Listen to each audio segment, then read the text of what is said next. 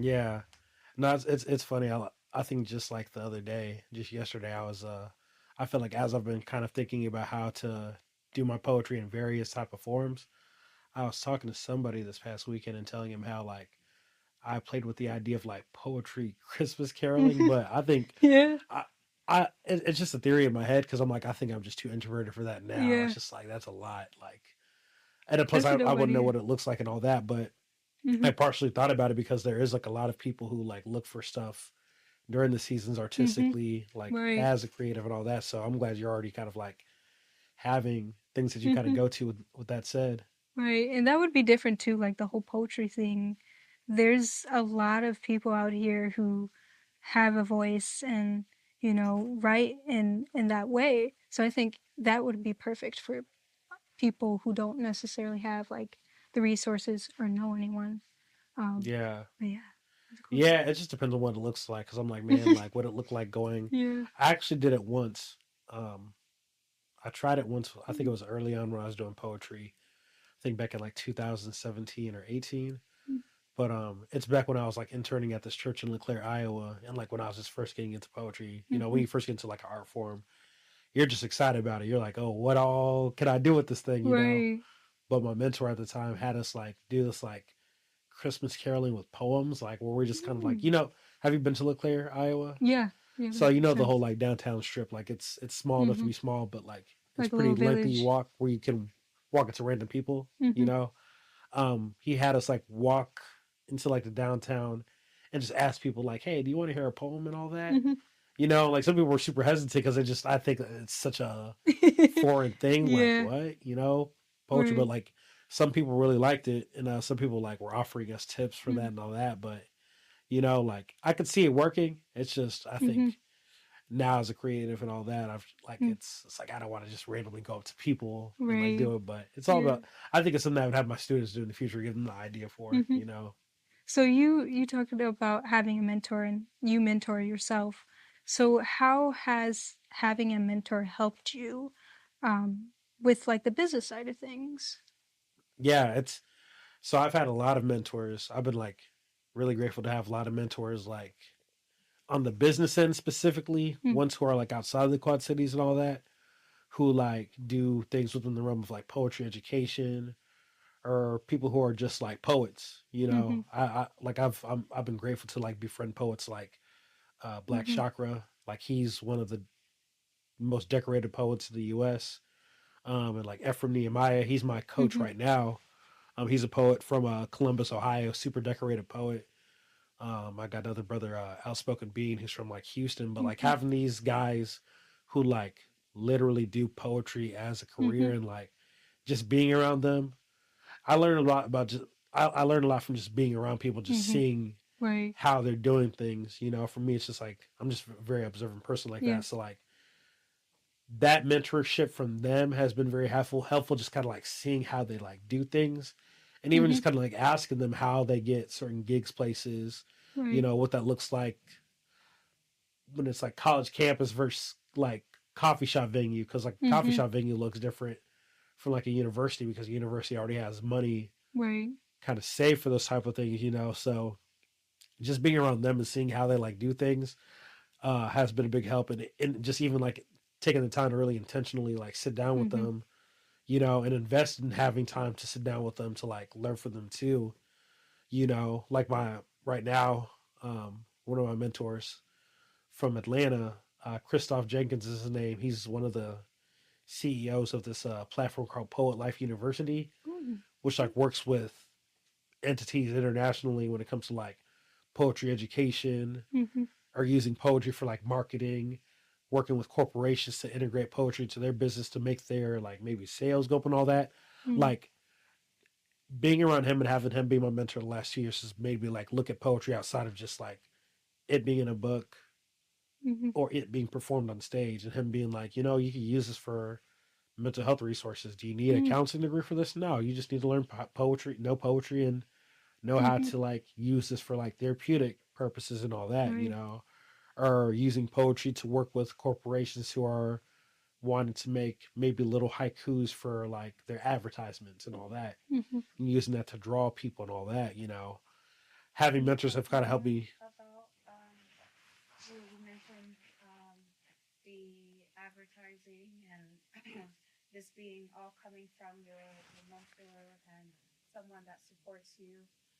How do those relationships help when it comes to um, funding and getting grants and sponsorships and that kind of stuff?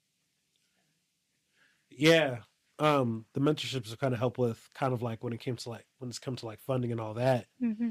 In the sense of kind of like what I was saying, like they've taught me to look at things from like a different perspective than like what's given to me. Like one thing Mm-hmm. that like I learned from Christoph, who I was just talking about, is how to like use your creativity to think about funding outside of just grants.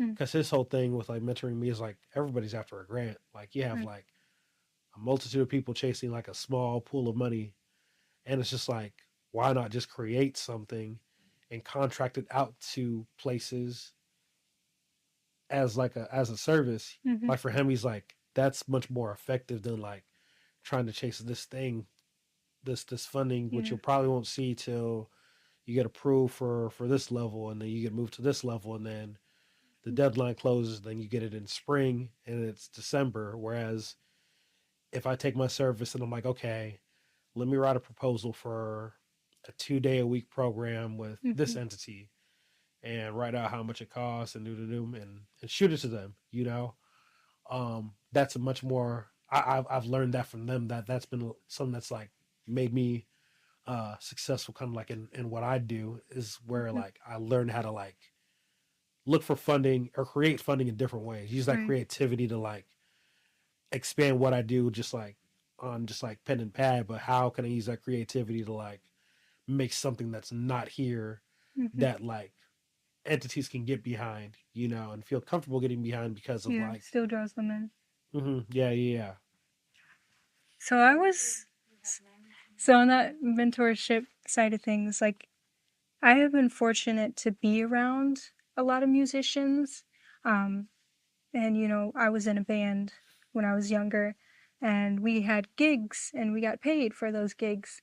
So I did kind of grow up seeing how musicians were treated and like their pay, and just observing that. And when you're younger, you don't really understand the magnitude of it all. But looking back and knowing what I know now, I'm like, oh my god, like we were so like undervalued, like as like even young musicians. Um, so I just think it's interesting to see that, and especially now that I have a management team, they've helped me to see my worth, um, and they've helped me to focus on myself as an artist and what I stand for, but also the logistical things of the business side, like how much money you're getting paid, how much you should be getting paid, and it's been very helpful for me to see that. And I think that it's important for us as creatives to protect our art, um, and so much energy goes into what we do. um, so it's just when you get gigs and stuff like that, you don't want it to be wasted. um, hmm so yeah, I think that's been cool to find that stuff out. As an introvert myself too, it's hard to stand up for myself. So it's nice to have a group of people who can stand up for me and vouch for me. I don't know if you have like your group of people who can like vouch for you and kind of like help you with that side of things. yeah. I, I do, but then also like I've had to kind of like also kind of learn it kind of like on my own. I think when I say that, the one thing that kind of sticks out to me is like one thing I've had to learn to kind of like deal on my own with that is like um, learning to be okay saying no to things. Mm-hmm. You know, because I think That's that so hard to do. yeah, I literally yeah, I think that's the one thing that I've been learning as of recently to kind of like kind of do in my own sense. But I recently have been able to like find people who like who followed me on my creative journey, Mm-hmm. and like who see kind of like the consistency in which I kind of like extend with like what I do work wise, who have like certain skills who like want to help me out. You know, I have a buddy who's a comedian in LA. He's originally from Omaha, really dope comedian and all that. But I've been friends with this guy for about 3 years, right? And he's kind of just seeing how like I've kind of moved like with what I do within my art form. Mhm. Where he's like, "Hey man, like I can help you with the social media thing if you want. It takes weight off like what you're doing and all that, Right. you know." And then I have friends who are like photographers, you know, who've kind of seen what I've done from just like moving around and just doing Mhm. poetry different uh cities, which is something to kind of be pointed out, but like being able to do stuff there and then being like, hey, like I believe in your work so much that I want to like give up an offering of like getting photos for you and all that. So I Mhm. just have to say that like I feel like organically I've kind of built that like team around Mhm. me, you know, even with like Right. the work from like mentors I have from the beginning of this journey, you know. But I think that's I like it that way because I think Mhm. sometimes like just being a creative and seeing creative friends and all that kind of get into like wanting to like have people manage them or all and all this Mhm. is just any other. They kind of fall into the trap of like not knowing those people in a Mhm. genuine kind of like second Right. nature like type of way where they're kind of in it for like a wrong intention that's not Right. for their that's not kind of keeping in mind their well-being, you Mhm. know. Now, have you ever like come across those people, and how have you like dealt with that? You know, I did like I did it I sort of did by proximity Mhm. when I was doing a lot like within the realm of like music, like rap and all that. You don't see it a lot in poetry because I like poetry isn't until as of recently with like poetry becoming like a considered a Grammy nominating art form now. You know, Mhm. I think now we'll start to see the shift a little bit, but like up until then, you never really had management. See like a lot of management because people didn't really manage poets like that. You know, so Mhm. I've never really seen it in the poetry realm, but musically, I've seen that with like just being close to people who are like rap musicians who have Mhm. people reach out to them to like manage them and all this, Mhm. that and the other, and these people who like had this business savvy and all this, but whenever I heard them talk, it was just very cold and just like this person doesn't give a dang about Yeah. you or like your art form. They just see Yeah. the profit and all that, and like the profit's part of it. And people will argue, be like, "Well, that's just part of the game." Which is, and I'm like, Yeah. "Yeah," but I think when you put the human part above it, it Mhm. kind of just feels a lot less genuine. So I've never had that for me personally because I don't think I've ever conveyed myself to be that kind of like artist. So that Mhm. naturally kind of repelled people, you know, which I'm grateful for. But Yeah. in poetry, we haven't seen a lot of it yet. But like I said, like with poetry being like a Grammy nominated art form now, and kind of seeing how like people are already kind of gravitating toward the art in like this sort Mhm. of kind of like mainstream looking way. Right. I'm curious to see how like said record companies or like management kind of jump onto poets and kind of like Mhm. try to pimp that. So that'd be really interesting to see kind of unfold. But I think it is yeah, hard to like kind of see like the real, like the reality in people. Like it's hard to like gauge like, okay, this person is not a good person, they're not genuine, and this person, this is a good person. Like you, for me at least, I don't know, like sometimes I'm blindsided because I'm so into my craft and music that mm, I don't really pay attention to those yeah, other yeah, yeah, things, you know. And especially when it comes to like funding, like, and what you stand for, like how do you like reach out to, you know, those people who are going to support you and what you stand for, but also there's people out here who are, you know, going to reach out to you and give you money, but they're maybe not so much as the nicest people, or you know, yeah. they may have done something that, Or you like know, like how do it's you. yeah, or just like they're not there for like intentions that align with your Mm-hmm. intentions, you know? Right. Because that's my whole thing. Like I know people, like I said, people will kind of like argue in the sense of like saying that like you know music is business and all that, and you got to be business Mm-hmm. minded, and like I agree with that, but I think we don't talk so much about like how business can be ethical, You know how Right. business can be like about the people and not putting profit above the human, in which like is like the The heart of morals. like what's bringing income in. That's what I'm always going to be about. And like Right.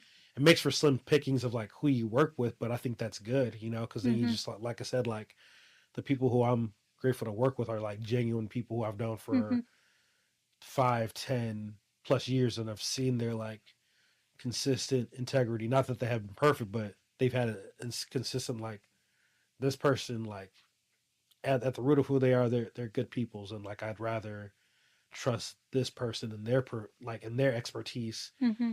uh, as opposed to this person who has expertise but doesn't really seem like someone to like kind of be around. And maybe Mm-hmm. that's I feel like Yeah. sometimes too that's like my I'm a product of like church parents, so I don't know if that's Yeah. it's like that sense of like that Yeah. integral part like of just like Right. So I you want know you guys to talk about advice you would give a creative for applying to grants, and we're gonna that'll be the last that we do for this segment, and then I'll talk to you about the next segment. yeah yeah. So applying for grants, it's so hard because like I'm kind of thinking as like kind of like what we're saying, what we've been talking about, Mm-hmm. like because it's made me think just from what I learned from my mentors is like grants, like they're great and they're good if you can think of something that like Mm-hmm. is an entity that doesn't exist here, that that you can successfully create, that people Mm-hmm. will like, that will kind of up your chances of like getting this grant, because that's all it is at the end of the day, is like grants are like creating something for communities that hasn't been experienced before, Mm-hmm. that is going to be Right. successful. Like there's a lot of like this over here or that over here, but Mm-hmm. how can you make something that's not like this or that, that's just as beneficial for communities and all that. So Mm-hmm. that's pretty much like just knowing that vision, like creating that Yeah. thoroughly. But again, like I was saying earlier, like I'd also like encourage them to use their creativity and think about making Mm-hmm. stuff, because for me, I'm a very autonomous person. Like I like having like my autonomy of just like creating something and not Mm-hmm. being dependent on like this thing right here, because Yeah. there's uncertainty there. Like you might not get this grant, depending on the people in the room, because that's Yeah. what matters too. If you got a whole bunch of like white dudes in the room who like support John Deere Classic, then Yeah. who are there and they'd rather put their money towards this project, like you're probably not gonna get it. So it's Yeah. just like, don't put your eggs all in this basket for people who you don't True. even know. Like have this as like your thing, but a secondary thing. And while you're Mm-hmm. waiting on this thing, how can you use let's say you have a nonprofit for like music production and all that. How can you use this to create a program that you can Mm-hmm. create a proposal for now, and send some after school programs, some schools right now that may want programming like that, some homeschooling programs. Like how can you create something? And I'm talking about all this programming from just being an educator. I think it's like a Mm-hmm. little bit of showing through all that, but how can you create these things now that can benefit you in the now, Right. along with waiting for this thing? Because the thing is like, this grant you applied for, there's probably like, well, if you think in the Quad Cities, there are probably like 20 people that also applied for it. So you're Right. one out of 20. That probability is very, That especially, very like, slim. when you're living in a small local town, it's like it's kind of hard to like find those grants. And I think the best thing for us as creatives is just making connections, networking. Like those are the spaces where you're gonna find somebody, and then, say you meet someone that could lead to another connection. So I think, and it's hard, like, as a creative who's also very introverted, it is hard to get out there and to make those connections. But I think just understanding that, this connection could lead to something greater, is what helps me and pushes me to want to make those connections. And even just performing at events like that, like charity events, or events for funding, like events like that really help you to be seen, um, and Mm-hmm. ultimately lead to those connections. But Yeah, you yeah. said those ones help you to be seen, like as Mm-hmm. a performance creative. Yes. Mm-hmm. Yeah, I'm glad you said that, because like it's like I said, like for what I do art form wise, like I don't think you think so much more about like the performance part where I'm always like, man, like I think what you do as a Mhm. creative, like people are gonna gravitate towards it because like they're familiar with music, they love music Right. and all that. Whereas like I'm always forget to think about that part because I'm like, if there was like a charity event that had poetry come out, there's probably not gonna be a lot of people who are gonna come out for that. And that's just in honesty of the demographic. If it was in Chicago, Yeah. it'd be different. Yeah. But So honestly, like you did, like I remember seeing you at um it was a Grays Matter collective event that yeah. was in support of mental health. And I remember seeing you up there and you were, doing a piece and it was very emotional. And I feel like it's like things like that, like performing like your poetry, like that's something that not only helps people like emotionally, um, Hmm. and I'm not just saying this because I cried myself, but Mm, I think it's something that helps people emotionally. But there's also other people out there who are gonna gravitate towards that and be like, hey, like I want to support this. Like yeah. I want to support this guy and what he's doing. Yeah. No, it's because you say that, because the thing about it is like there was for that event to happen, like there was like a creativity that like Mhm. again the founder Haley, that Mhm. she saw and kind of fitted into that, so if she didn't have that creative mind of like, oh, this can totally fit into this and make sense, it wouldn't have happened. So like for with that said, like things could happen at those charities and all that, but it just takes Yeah. someone like having the mind enough to be like, okay, Right. this is how it could fit and still kind of be what it is as an art form, but also support the greater overarching objective of the Mhm. event. So like thinking about portfolios and all that, like how important has like having a portfolio been like for Mhm. I'm curious, like how important has it been for you and like what do you do? For me, I have been fortunate enough to have a set of people who I trust who have helped me build my portfolio and um, who have helped me to um, see the important things to put in a portfolio. Mm, And one of the things that I always hate to mention it, but it's an important thing because it's what helps me to get gigs. Is me being on The Voice, the season 20, mm-hmm, and that's just one of the accomplishments that I've done that has helped me to um, get the gigs and get like the funding because people see my accomplishments. So I think as creative, you kind of have to um, really embark on those things that you have done, and as a humble person, it's hard to kind of do that because it's like I don't want to dwell so much on that. You know what I mean? I think that I'm so much more than those things, but at the end of the day, it is something that's important and it's something that you should be proud of as well. yeah. So who do you usually send like your portfolios out to? Like let's say there's like Hmm. you got this portfolio, you got to send that to like 5 people. What do those 5 people, Yeah. those entities look like? Who are those people? Um. Usually, those people are just um people who run like venues and um mostly organizations, local organizations we have here. Yeah, just mainly people who are um, organizers of a certain establishment or venue. Hmm. And is so like when you have like let's say you got this certain organization that like has this like theme that they're aiming for and all that. Do you like Hmm. is that important for you too? Like being able to like make sure your art is like in juxtaposition Hmm. to like their theme and all that. Um, yeah, yeah, those things are very important for me because um, I am a musician who, I have a lot of different musical influences. So, if somebody wants a certain style or genre, those things don't bother me too much because um, that's something that I gravitate towards. I gravitate towards different kinds of music, but it is important for me to kind of fit what they want because I can be a people pleaser. So I want them, to like what I'm playing. So of course I'm gonna try to follow, those guidelines and what they want. Yeah. No, that's super interesting because I feel like so I don't know like if like how it looks format wise for you, like the portfolios and all that. Well, what I do like poetry wise, like literally all it is like my portfolio is like my is YouTube.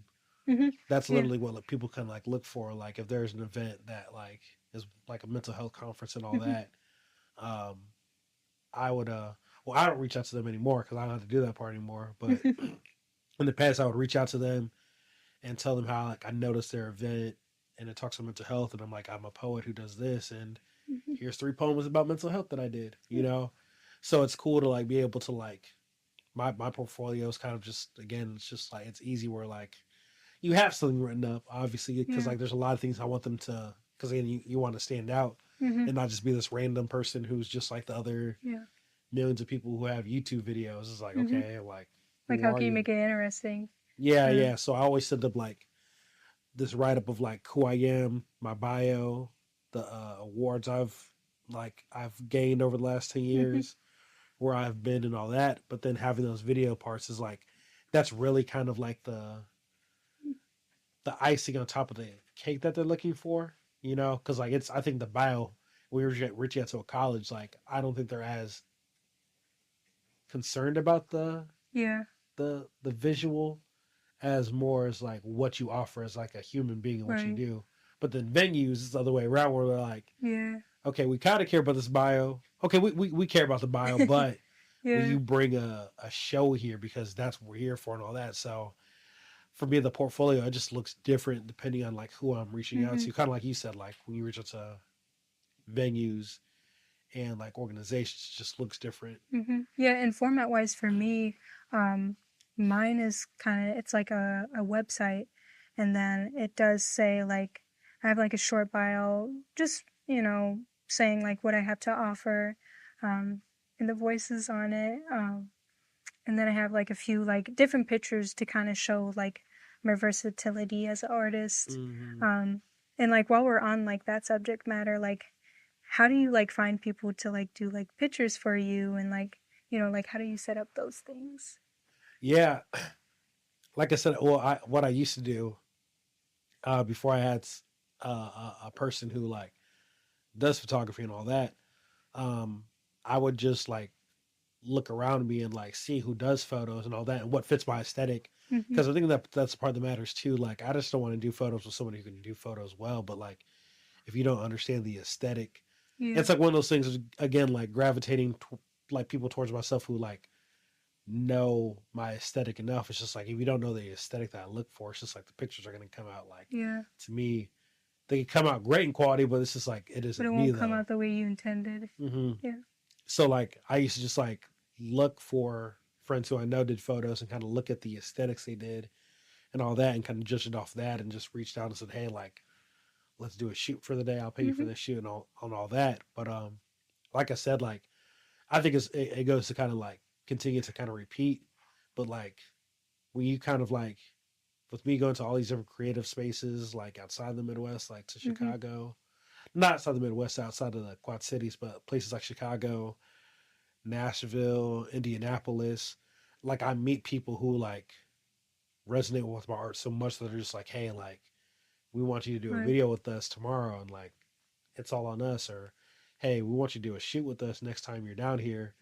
And like I've been kind of lucky where like I've kind of just had those people kind of like gravitate towards me, Hmm. you know, as opposed to like having to like reach out to people and all that. So that's always like I don't think a lot of people get that. So you Yeah. know, I'm grateful for that being the experience, really. And like as a result of like you having like your portfolio and your accomplishments and stuff like that, like how do you think like that has helped you um as a creative in getting like work?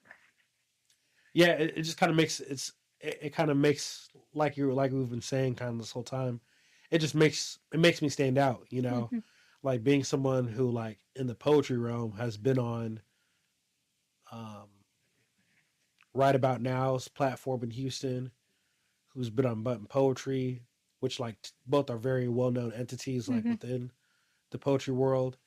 Recently was on Voices of Power as well, which is another really well known entity. It's like just having those things and also just mentioning the people that like you collaborate with too. Mm-hmm. Like, because for me, it's like even though I have people who are like supporters of me in Chicago, not everybody knows who I am in Chicago. Mm-hmm. But if I mention, hey, I've collaborated with Geronimo Speaks Mm-hmm. or Hood Rays, they're like, oh, we know them though. So like, if you're collaborating with them, Mm-hmm. you must. It's like by proximity, you Right. must be good at what you do. And mind you, I am good at what I do, but it's just like having that part to kind of help with Yeah. that though. You know, just like having that portfolio, it's just helped like being able to show that like I stand out from Mm-hmm. this poet because of this, that, and the other, Right. or I stand up from this group because of this, that, and the other, and like, because at the end of the day, that's what people kind of look at. They look at like where you've been and what kind of like Mm-hmm. validates, you know, your expertise in what you do, and that's by the awards you get that people know, the mentioning of poets that people may know as well. You know, Mm-hmm. if it's not Black Chakra, Dr. Matabuti, who's one of the four founders of the Black arts movement in the 1960s. People who don't know the Black Chakras know him. So it's like Right. just having those names and being able to collaborate with them has helped a lot to be able to put that in my Mm-hmm. portfolio because that's what kind of draws the people's eye of like, oh, okay, Right. this guy piques an interest, you know. Oh yeah. And I know you talked about like, how poetry is branching out more, and there's more people who are getting interested in it. And I'm just thinking about like in contrast with the music world and how there's so many people who are doing music. And for me at least, I find it very hard to compete because um, there are a lot of like artists who are doing a lot of things right now, and who are on TikTok and social media. And for me, at least, that is a little hard to be seen because I'm not the most like internet savvy. Um, Oh yeah. so I'm just curious, like, what has it been like for you? Has it been like very competitive or like, like easygoing as far as like the social media side of things? And The social media side, like it's gone well because of like I've had to consistently like be on there for like 10 years and all that and kind of like mm-hmm, doing things from like organic standpoint, you know, like I'm always I think nowadays this wasn't always the case in the past of like my 10 years of doing poetry, but like nowadays I'm a lot more intentional about what I am like posting, like when it comes to like what I'm doing, making sure people know where I'm at, what I'm doing and all that. Um but that's kind of been a thing that I've had to build by consistency because I've never really been a mm-hmm. person who's like, okay, I'm trying to make the next viral post, so I'm gonna put Right, like like I'm the same 50 way. bucks or $100 behind this post, and like that's a good thing to have, you know. But it's just never been like my big focus and all that mm-hmm, because like and which I like because now after doing this for 10 years and kind of working social media by trial and error like I have been the last 10 years, I built like solid supporters who have been mm-hmm, there not by way of like me buying an advertisement or me mm-hmm. doing this, that it's because they've seen me in some kind of capacity, having Right. interacted with me in some kind of capacity that I was like left good lasting impressions, you know, Mm-hmm, that people who I've never met. I got a friend right now who's all the way in Canada who I've never met, but like he saw my work in 2020, has always been like a crazy big supporter behind like yeah, closed doors, honestly, which is kind of funny, you know, now that I think about it. But like I think just kind of like figuring it out on a grassroots level and just being like authentic has yeah, been my biggest thing that kind of has helped me like when it came to like social media stuff and all that because like for me like I'm like I feel like I'm old school in that like I'm mm-hmm. always I just lost my train of thought. Old school. Yeah, In the internet world. yeah, like I'm old school in the sense of like I like going to places like physically, Mm, you know, because I think like yeah, yeah, like I said, you should work social media and all that, but if I can be in front of somebody in person and do what I do, mm, that's going to speak volumes. You know, yeah, like I can only translate so much by like a video that you're going to watch maybe over and over and over, which is yeah. great. But like when I'm in front of you, That you has know, way more of an impact. yeah, because they're like seeing you, they're feeling your energy in person, they Mm-hmm, can feel that you're genuine. You know, because you can't really feel a person's genuineness from just like virtual means and all that. Yeah. So I feel like I utilize that one more than I do the social media, but I've kind of made both kinds of work for me, and like Hmm. in a way that's organic, Yeah. and I like it that way. And that's good too. Like people are wanting to see genuine and like real things now. Like they don't really want to see anything fake, and I'm starting to like notice that as like I'm going through social media. Like people gravitate towards, people who are authentically themselves. You know what I mean? So Yeah, I think it's hard because like I keep to myself. So for me at least it's a challenge to yeah, show people the real me. And I think it's sometimes it's for fear of being judged or, you know, them not liking me.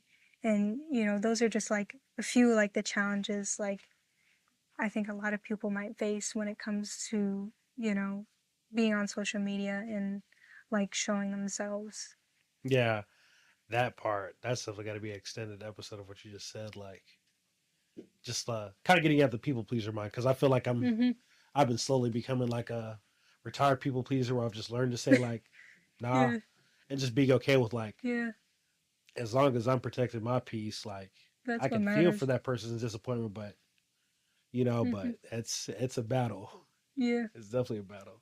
So, one of the challenges as a creative and being a freelance creative is that oftentimes people look at it as like you're unemployed, um, which is not true. And I feel like that's definitely a stigma that people who are freelance workers have. So, how do you deal with that, like as a freelance creative? How I deal with just like that stigma of Mm-hmm. like, I honestly don't even pay attention to it. If I'm honest, Yeah. it's just like, and I think just because like, I think just like choosing creativity as a career, especially as like in what I do is like poetry and all that, like you're not gonna find people who understand it fully.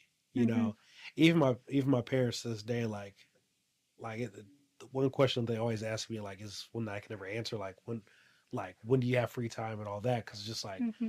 I don't think you understand the space where like I don't really have like a free time, but like you can't really Mm-hmm. explain that to somebody who grew up with like, okay, life is pretty much like this. You go to school in Mm-hmm. elementary, you go to school in junior high, you go to school in high school, you go to college, you get your bachelor's or maybe your master's and all this, and then you find a job to work under somebody. You Mm-hmm. know, for people like that, they can't fathom like But there's something else other yeah, than that there's something else, because again, like, and I don't say that as like a slight to anybody, because like again, it's like we're a product of like the Quad City is like an that. Mm-hmm. industrial Rust Belt built society Yeah. that focuses on like working with your hands and like being a teacher and like doing that. Whereas like a career that's outside of their norm, Mm-hmm. they'll never really understand it. So like for me, it's I don't know, it's never really bothered me because I just Yeah. you know it's just like It's just like an everyday thing, like yeah, you're just used to it. How do you like navigate? You were talking about how like, especially in the Quad Cities, like people are very like narrow-minded with that, like having a job, a 9 to 5. So for you, like, how do you navigate that, like here? like finding work wise or Mm-hmm. just like yeah, like I said, like here, like if it's not like educational based, like what I do, like with my nonprofit organization and all that, Mm-hmm. you're not gonna find like poetry gigs in the Quad Cities because like it wasn't built on that. Not saying that there aren't entities that will pay, but those entities are very slim. Mm-hmm. There's like two of them, and one out of two of those things are the thing that I created. And I can tell you, we don't got funding like that, Mm-hmm.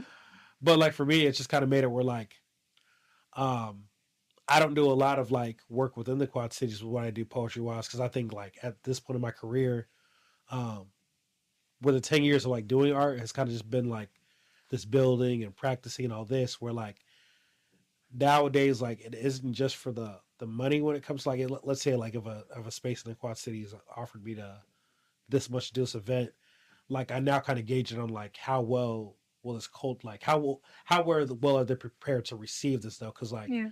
if I'm doing poetry at a space and I know people are going to talk over me, I can't fully do my art in that kind of space. So it's like it's almost not worth the money. So like for Yeah. me, like I'll do like special events in the Quad Cities, you know, like maybe like for Martin Luther King Day, for maybe like History Month and stuff like that. But like when it Mhm. comes to like poetry gigs, I'm going to places like Chicago or like at St. Louis or like when I can Houston, Texas, and all Mhm. that, because that's where I can Yeah. find like those poetry gigs. But education wise, I've been able to kind of like work because again, like when people don't understand the poetry, they understand how Mhm. important it is for kids to understand poetry for the sense of like reading, writing development, mental Mhm. wellness, and having something to do after school. You know, And you went to school for that, right? I got my degree in education. I'm actually Mm. going for my master's. I was going to keep that like a secret thing, but now Oh. people know. Boom. Now I go for my Yeah. master's in creative writing And how has that right helped you, now. just like having that education? Because I know, like for me at least, I see having like a bachelor's degree as kind of like a fallback or like a plan B. Um, but I like that's like what I thought of like going into college at first. But now, as I'm getting older, I'm realizing how useful, having just that college experience can be for me as a creative and for me, like seeking business and Yeah, maybe thinking about being a freelance creative. yeah, So, like, how's that like helped you? yeah. It's definitely helped me in the sense of like with what I do as an educator now. Like, it's helped me understand structure really well, and just like understanding like working with poetry and working with kids. Like, you have after school programs and all that. And there's a difference between having like after school program that's ran and facilitated by someone who never went to school for education and doesn't know kids on Mm-hmm. like a psychological level Right. or like a social conditioning level, and so they don't know how to like come at certain things in certain ways that can like make or break a program. Mm-hmm. Whereas me, because I went to school, like I understand like the importance of like having like structure to my events and not just Mm-hmm. being structure to my after school programming or in school programming, and not just having it be a thing where like we're just making it just a cool thing, but a thing where I'm like, okay, Mm-hmm. because I went to school for this, I want to structure this in a way where like it doesn't feel like school, but they're Yeah. leaving with the same kind of thing that they would leave as if going to school, but in a lot more of a said fun context. You know, Mm-hmm. school has helped with that. Just kind of like making me understand structure. You know, how to craft like a lesson plan, how to critique myself as an educator, and all Mm-hmm. that. It's definitely helped with those parts. It's definitely not a plan B fall on because I personally it's hard for me to see myself like work as like a like traditional school teacher, Yeah, full you know, because time. that's just not my. It's just never been the space where I've been Yeah. comfortable in operating. There's teachers who do an amazing job at it, but Right. I just know my role of like that's just not my And I think it's space. cool, like how you've taken like your gift and your talent and like implemented it in a way that has helped others and has educated children. Yeah, you know, just being able to make the thing has kind of like Mm-hmm. been the difficult part, and that just like making it, but yeah, Mm-hmm. making the thing's been the difficult part, but. Oh, yeah. I definitely think that like there's so many like different types of like freelance like workers and especially influencers like. Yeah. What does freelance look for like for like outside of just are there things outside of just being like a musician that like comes with kind of like what you do like freelance wise and all Mm-hmm. that? Like what are those things? I guess I'm like curious.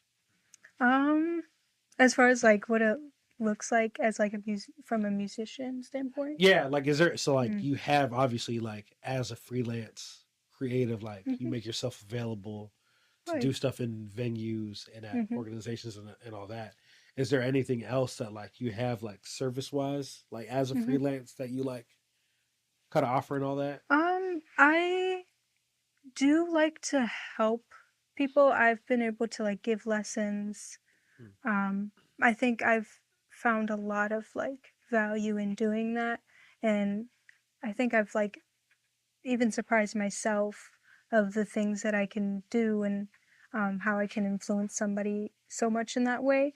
And so just being able to teach someone um, like everything that I know, and being able to pass that down, I think has helped me to feel like I have some value in a Yeah. sense. Um, but I've realized that I am good with working with other people, and that's something that I use to my advantage when it comes to that type of work. Hmm. Yeah, and you go to school now, right now, Mm-hmm. currently, right? Yep. And remind, like, what was your like field of study? Yep. My field of study is psychology Okay. and minor in religion.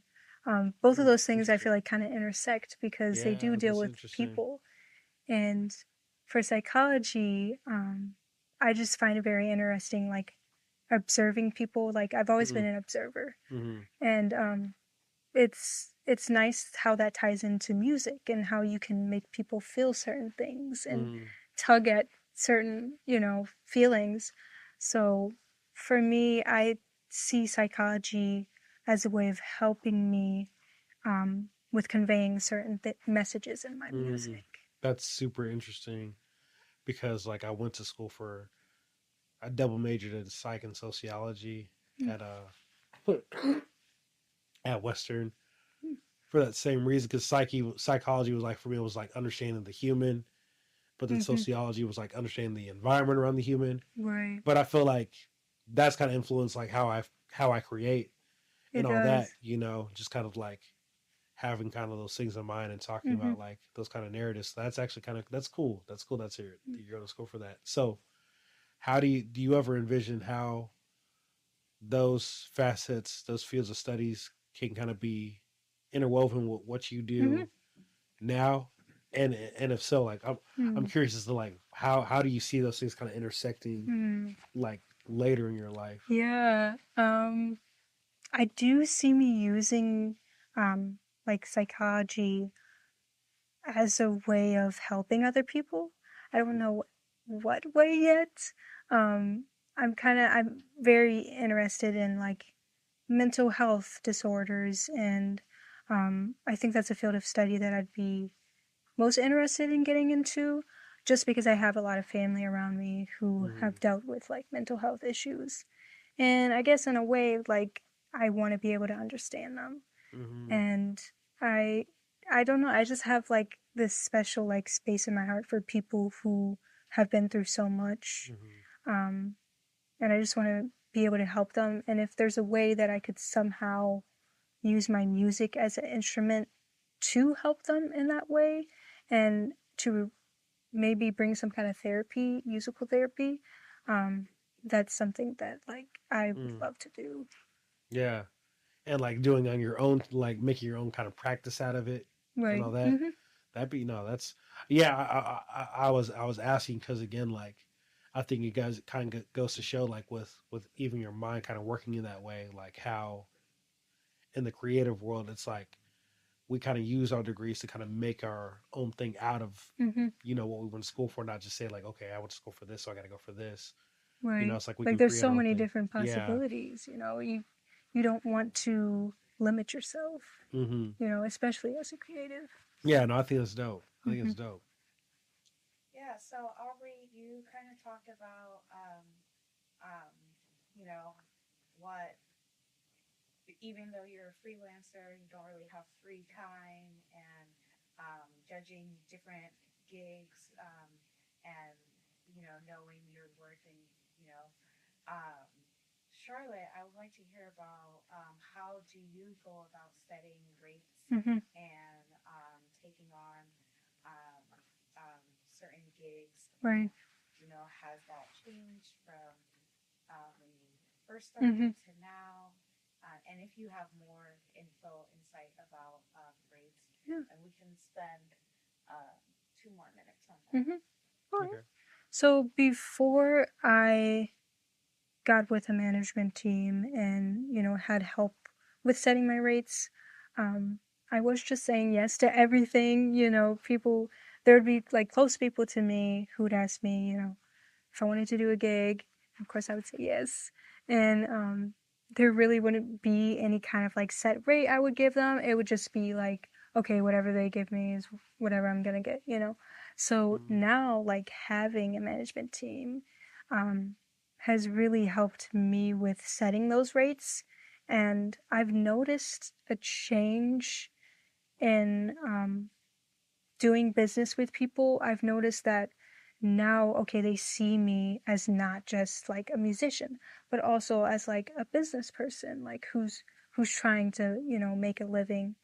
And I've noticed that people are more willing to give more once they see how much you're worth, and they see that, okay, I have something set up, I have a website set up, I have all these things in place.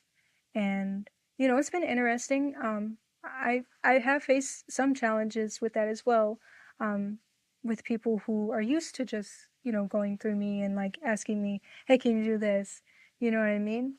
Mm-hmm. um, and you know, those are challenges that are hard, because it's like I don't want to let you down, but also I have a website, I have booking information that you need to go through.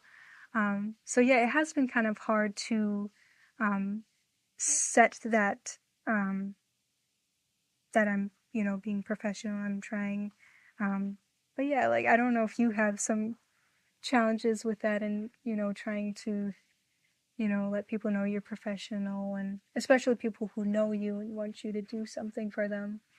Mm-hmm. Do we have time? Yeah. No. Yeah, I think like kind of like you, like I've kind of like I said, like I feel like I've found myself in this last year, this last 2 years, kind of like breaking out of that like people pleaser thing, because like the Mm-hmm. last 8 years has kind of been me like doing stuff for everybody else, just out of kind of like as a person, I'm a person who wants to see people kind of like thrive, Right. even even more so than myself, you know, just like if I Mm-hmm. can make people good, cool. But like I think I've realized last 2 years is like I've built up a reputation, you know, and I have to like now be in a space of like protecting my energy to like do what I need to do as a creative. So like I can't say yes to this thing over here or this thing over here, and even just like with meetings, just like I can't really meet with you. Like I've had people had who I've had to turn down, Mm-hmm. and in the sense of like, hey, like I have this idea and I think it would work well together. It's like, okay, well, come to our open mic and Mm-hmm. I'll see you there and talk to you. But it probably, you know, but I have to do those things to like stay focused, you know, Right.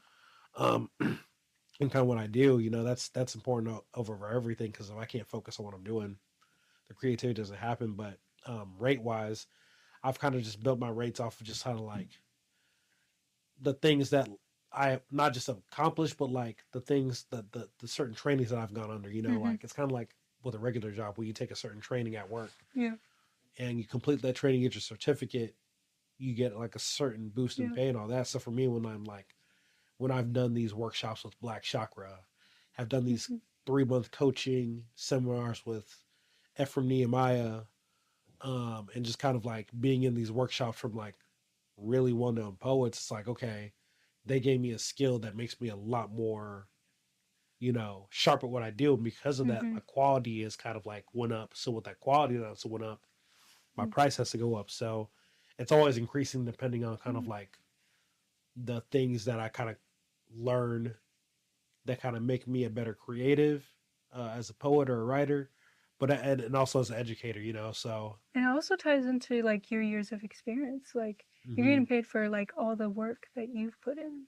and that's the thing too. It's just like the work's being paid for, like the 10 years of work. You know, Mm-hmm. that's when I'm getting booked for something. You're paying for all the work that's made this Right. thing what it is. You know, so yeah. So for how does networking look like for Yeah. you with like collaborating with different Yeah. creatives and all that? So networking for me is usually happens from maybe I run into somebody, or it sometimes it can happen organically where one connection leads to another, and other times it happens through like social media. Somebody will contact me and be like, hey, you know, you want to get on this song or something like that. And those are the kind of things I kind of am a little bit more hesitant about, because, you know, I don't necessarily may not know that person, or that they may know somebody that I know, but I may not know them fully Mm-hmm. or have never met them. So for, you know, DMs and stuff like that, I'm a little bit more hesitant. Um, just because for me, at least, the way that I connect with people is meeting in person, Mm-hmm. because you really get to see a person's personality, um, and just being able to feel out what their vibe is. I think that's important as like an artist. You know, we kind of like feed off of each other's energy. So for me at least, I always text back. I'm like, hey, let's meet up or something, like something that's more in person and more like genuine, so that I'm able to know who I'm working with. Mm-hmm. Um, I also like to look at, if people have a website or something that I can go to as a reference, um, just so I know that, they're professional. Um, but also just, again, having my team, um, they help me a lot with um, being able to connect with other people and making sure that those are the right people Mm-hmm. that I'm talking to. Yeah. Yeah. The whether the right person. That's the important part for sure. Hmm. No, I like that. Yeah. I can only go off of like what networking looks like as a poet, which Hmm. whatever artist can take from it, they can take from it. But it's all kind of been like I said, like for me, it's just all been about like the going to people in person, Hmm.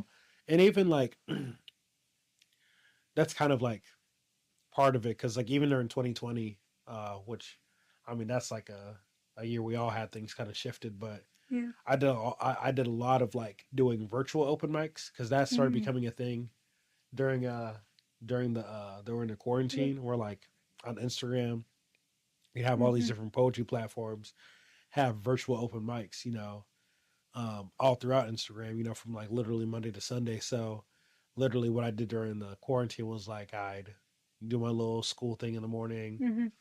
and then throughout the day I was like doing a virtual open mic in Nashville, in Arcata, California, in Canada and stuff like that. And like being able to do that all in one day and reach out to all these different bodies of people, like I'm glad I did Right. that during the quarantine because it's literally put me in contact with people Hmm. who have me come down as like features and stuff like that. So even when people still do virtual open mics on Instagram, but I feel like Hmm. it's not what it was now because people are Right. back outside a little bit more. Hmm. But people still do that, and it's still kind of served well for like what I do. But besides that, just being in places in person has like been really pivotal to the poetry Hmm. part, and like that doesn't look like just going to open mics, because like there's a lot more um to offer for poetry. Like where Hmm. there's not open mics, there's poetry slams, there's poetry festivals, there's poetry conferences. So you have all these different things where you can meet people in real life who know of places poetry wise. Who heck, some of them may be like Hmm. facilitators for poetry open mics that have features that pay features. But you never know until you go to these things in person. And like the thing is, like some of those things, like I'm going to my second poetry festival in Albuquerque, New Mexico this next year. And over there, I met with a lot of amazing poets, who I've gotten ideas from, who I've gotten gigs because of. I just got had a gig in St. Louis this past weekend because of a poet I met Hmm. in Albuquerque earlier this year. But like going to those things, there's a cost to those things, but there's always like a way to kind of like if you're networking well, which to me is Hmm. just like genuinely just talking to people. Right. It always leads to something else. And Hmm. um, I know we kind of talked earlier about being like introverted, and I know you said like you've grown more introverted. Oh yeah. So, like, how has that affected you trying to network with other people? I just make it super intentional now. Hmm. Like I'm just like, okay, I'm going over here. I don't want to talk to anybody. Hmm. So I got 10 minutes in me. I'm gonna spend these 10 minutes to talk to Black Chakra over here. And once I Hmm. talk to him what I need to talk to him about, it might not even be anything business wise, but just checking with him like as a bro. When I do that, I don't need to stay here anymore. So like it just made me like more intentional about like the people who I'm reaching out to, because I'm like, okay, Yeah. I'm in this space. There's a lot of people. Um, Yeah. Do you ever get um, like anxiety when you're in like spaces with a lot of people? Oh yeah, yeah. Because I'm just super, just like I'm always like super observant of like the things going on around me, and Hmm. like I don't know, I'm Like just over like sensory, like over stimulation. that Yeah. the overstimulation like is a burnout, and then like again it just comes with being a creative, but like when people want to talk to you like in the realm of like small talk, it's just like it drains the energy all the Yeah, more. So like it just makes my anxiety all the more like it does. okay, I need to just like and but with that said, like I said, like it's kind of just made me be like more intentional of like okay, if I'm in this space and I only have like 45 minutes of like energy in me to be around people, like let Hmm. me be really intentional about like talking to this person over here, talking to this person over here, talking Hmm. to this person, and I might just do an Irish goodbye after where I just don't say bye to anybody. I just kind of just Yeah, disappear, it's like, yeah, I do that a lot too. Like, I'm, I figured out that like I'm very good at masking like being very introverted. Yeah. So if I find myself in a space where like I need to communicate with other people, I just kind of like put a face on because I know that I'm in that space to talk to people, Yeah. and there's a purpose behind it. I'm trying to make new connections and trying to network. Um, so it's just for me, I kind of have to force myself to Yeah. No, I get get that. into that. Um, and it can be hard because sometimes there's days when I'm just mentally drained and I don't really have the capacity to do that. Um, but sometimes I just mask, and I look at it as a similar way when I'm performing. Sometimes when I'm performing, like I'm putting on a show, or I'm performing out to people, and I see it as no different than that. Mm-hmm. And in my artistry, that's a way that I can really open up and Mm-hmm. be creative. Um, so I think it's a similar way when it comes to that. It's just harder. It's Yeah. it's way harder. Yeah. No, it's we were talking about this off camera, but like yeah, like the whole masking thing. I think for me, like it gets exhausting because I feel like I feel like in my head, I think no, I'm not gonna lie, I don't do a good job of masking. I just know, Yeah, and it's I'm just like, hard. yo, I'm tired. I'm sorry. Well, I'm Hmm. not sorry. I'm tired, but Yeah, I just don't know how to mask this being tired. yeah, You know, and I think it's that's kind of hard. like been, I think that's kind of been one of the things that kind of low key is breaking me out of my people pleasing curse because like on a low level, it's kind of made me like not be okay with like okay, this person gonna know I'm tired by my face, Yeah, and I'm okay with that. yeah, and Like it's good with you like know, being honest and opening up because you know at least people like know, okay, like obviously like he's like drained, like. yeah, and rather that I think again it's just kind of attached to like what I do as a creative, and I always made a career out of. Well, not always made a career out of. I think like more than less I have of just like being myself. Like I'm gonna be a creative where I need to, but I'm also gonna like give myself the Hmm. permission to be human. And like as Yeah, humans, we get it's just, tired. yeah, I It's just see like it's the same thing like with mental health. Like I feel like we've gotten more accepting of certain things, and like we've been more open to just seeing people for everything that they are, like their mental issues and everything like that. So I think it kind of ties into that of just like being real and being honest with yourself and others mm, with how you're feeling. yeah, yeah. It's like I value the spaces as a creative in which I can do that Hmm. and kind of like it not being taken like personally and all that. So yeah, like as a creative, like I said, like it's just maybe more intentional. It's a point where like you know, just a couple, I think it was last month, my brother Black Chakra from Baltimore, he did a show in St. Louis. Hmm. So I drove to St. Louis to go see him. And like, to me, Black Chakra was just like, he's just a colleague. So for me, I'm like, well, he was someone who mentored Hmm. me, who I'm like, this is like a bro now and all that. Whereas other people, they're like starstruck by him, where like Hmm. after his Airbnb was like full of people who were just like talking to him and just like in awe. And I'm Yeah. like, yeah, man, like I talked like I need to with you, man. I'll see you later. Yeah. I'm out, Weird. because just like yeah, the energy, like it's you got to be intentional about. I think as an introvert, I just Hmm. learned that I got to be intentional about the energy I give to certain Yeah. things, and move in a way where like I'm Yeah. intentional about those moves. I kind of like sometimes I shouldn't say I hate it sometimes, but like it does take away. I think because of that, I'm always looking at every social means is like okay, this is just work, so I got to figure out how to like Yeah. work in this space where like it's hard for me to like be in social spaces and it not feeling like like Yeah, work, I guess. I don't know. that's good. You Yeah. know. Yeah, I think it's important, like, as creative to surround yourself with people who you feel comfortable with. Yeah. And, that's where, like, networking with people who have the same values, the same kind of goals, because that helps to push you. Hmm. And, especially for me, I can lack confidence in myself at times in the motivation. So just surrounding myself with people who really lift me up Hmm. and um, make me feel confident in what I'm doing has helped me a lot. Yeah. Yeah. You got to have your people. You got to have Mm-hmm. your people for sure. All right. So, a little advice, creative wise, off of this recap. I think, and I'm going to say this again, like my teacher brain talking, but like I would tell creatives to like write a list of like 10 things that they can see themselves like offering as a service with what they do.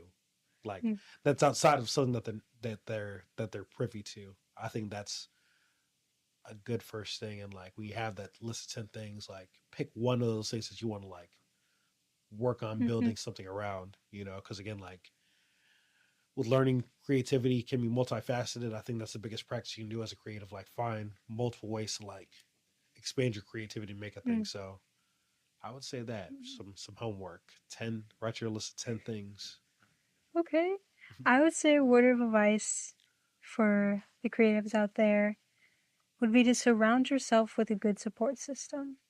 When you have a good support system, that helps you a lot with being able to do what you want to do, but still, having things in place Hmm. um, that help others to know what you're about, what your creativity is about. So I think just really having that support system, and it's helped me, especially to see my worth as a creative, and has kept me consistent in what I do as well. Yeah, most definitely. So thank y'all for tuning in to this episode of the CEI podcast.